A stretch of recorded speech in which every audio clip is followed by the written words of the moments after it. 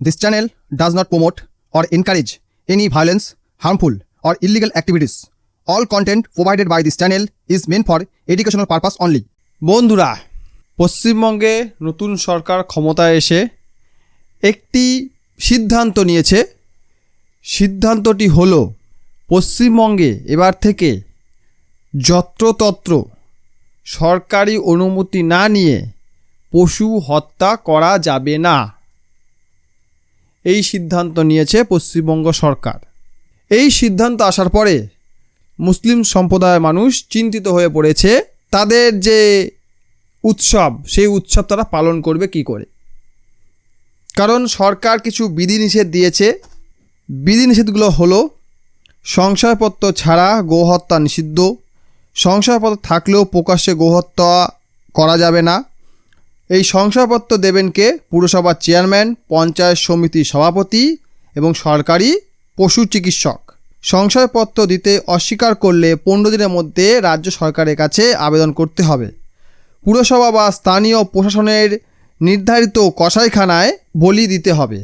শংসাপত্র থাকলেও প্রকাশ্যে বলি কঠোরভাবে নিষিদ্ধ।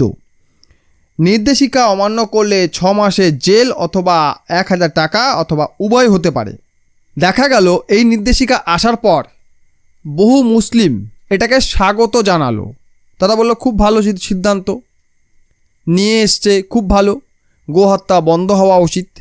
কিন্তু আমরা দেখছি কি, ইউটিউব বলুন, ফেসবুক বলুন, এইসব প্ল্যাটফর্মে হিন্দুরা মরা কান্না করছে। তারা বলছে আমার গরুগুলা বিক্রি করে পেট চলে, এইবার আমি কি করব। কেউ বলছে 5 লাখ, কেউ বলছে 8 লাখ, কেউ বলছে 3 লাখ, কেউ বলছে 1 লাখ। এরকম লাখ লাখ টাকা লোন নিয়ে আমি গরু কিনেছি, গরু পালন করছি, বিক্রি করে লোন শোধ করব। এখন আমি কি করব? মুখ্যমন্ত্রীকে গালাগাল দিচ্ছে। সেই সঙ্গে আরও কিছু মানুষকে বলতে শুনলাম গরু বিক্রি করে মেয়ের বিয়ে দেব। কেউ বলছে গরু বিক্রি করে ছেলে মেয়ের কলেজের ফিস দেব। এখন গরু বিক্রি হচ্ছে না, আমরা কি করব? এবং এই রিপোর্টিংগুলো কারা করছে? ম্যাক্সিমাম কিছু ষড়যন্ত্রকারী মানুষ। কেন ষড়যন্ত্রকারী বলছি? তারা এই ভিডিওগুলোকে করে বাংলাদেশ থেকে অপারেট হওয়া কিছু চ্যানেলের মাধ্যমে সম্প্রচার করছে। তারা দেখাতে চাইছে মানুষকে এই যে সিদ্ধান্ত সরকার নিয়েছে, এই সিদ্ধান্তের ফলে মুসলমানদের থেকে বেশি হিন্দুদের ক্ষতি হবে। সেই কারণেই এটাকে তারা বড় করে প্রচার করছে এবং তাদের ধর্মের মানুষকে বোঝানোর চেষ্টা করছে, দেখো ওর কোড়া গর্তে ও নিজেই পড়ে গেল, সরকারটি অপদার্থ, মানুষের ক্ষতি করছে।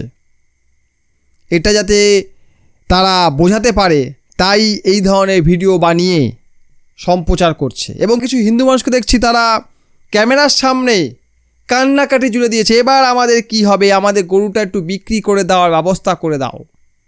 কেউ কেউ বলছে আমরা হিন্দু মুসলিম পাশাপাশি বাস করি, আমরা গরু পালি, তারা কেনে, কোনো সমস্যা নেই, সরকার কেন এই ধরনের নির্দেশিকা দেবে?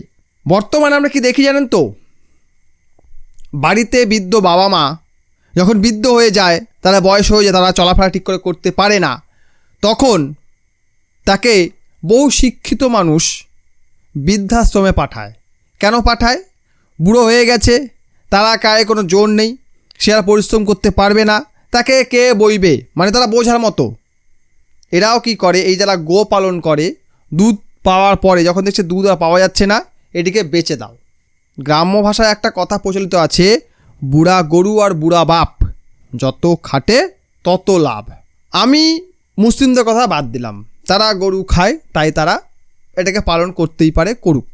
আমাদের মধ্যে হিন্দুরা ছাগল, পাঠা এগুলো তো খায়, পালন করে, করুক, যে যা আমাদের জীবিকা নির্বাহ করুক। কিন্তু যেহেতু গরুকে আমরা মাতৃরূপে পূজা করি, তার অন্তিমকালের জন্য তাকে আমরা কোনো আশ্রমে দিতে পারি বা আমরা সরকারি কসাইখানায় বিক্রি করতে পারি, যে বাবু এটা তো কয়েক পরে মরেই যাবে, আমার ঘরে দেখার কেউ নেই, এটাকে তুমি নিয়ে নাও, এটা করা যেতে পারে। অথবা মারা গেলে যেমন আমরা কবর দিই, কবর দিতে পারি, মাটিতে পুঁতে দিতে পারি। সেটা না করে গরুকে পালছি জীবিকা নির্বাহ করার জন্য, মানে হ্যাঁ জীবিকা নির্বাহ অবশ্যই লোক গরু পালন করে, গরুর দুধ থেকে মিষ্টি হয়, দই হয় এবং বহু কিছু বেরোয়, গরুর দুধ বিক্রি করে বহু চাষি জীবিকা নির্বাহ করে, কিন্তু গরুকে বিক্রি করার জন্য পালন করা, তাকে আমরা আবার মাতা বলে বলি, এবং এটা নিয়ে তো মুসলিমরা হাসাহাসি করবেই, এ তো সাধারণ জিনিস, তারা হাসাহাসি করবেই এবং করছেও।